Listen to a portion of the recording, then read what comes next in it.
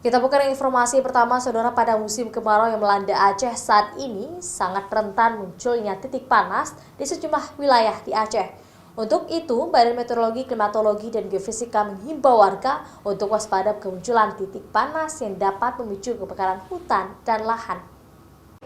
Berdasarkan pantauan citra satelit pada tanggal 9 hingga 10 Februari lalu, jumlah titik panas yang terdeteksi berjumlah 24 titik yang tersebar di beberapa wilayah di Aceh seperti di Aceh Besar, Aceh Tamiang, Aceh Tengah, Aceh Tenggara, Benar Meriah, Keulues, dan Sebulu Salam.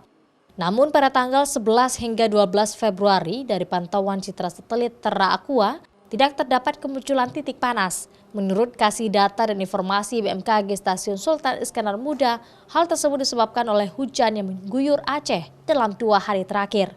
Namun karena Aceh saat ini masih dalam musim kemarau, maka potensi munculnya titik panas masih bisa terjadi. Biasanya ketika tidak ada hujan beberapa hari dan suhunya tinggi, itu bisa menimbulkan kembali titik panas dan juga sangat berpengaruh terhadap masyarakat.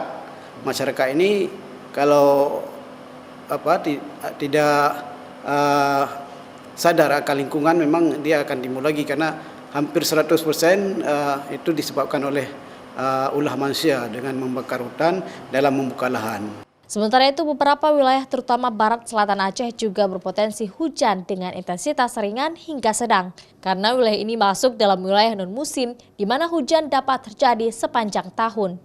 Sedangkan wilayah lain yang mengalami gangguan cuaca seperti petir dapat terjadi di Biren, Benar Meriah, Aceh Tengah, dan Sebulu Salam. BMKG juga mengingatkan potensi angin kencang dengan kecepatan 5 hingga 40 km per jam yang dapat terjadi di perairan Banda Aceh Sabang dengan ketinggian gelombang mencapai 1 hingga 2,5 meter.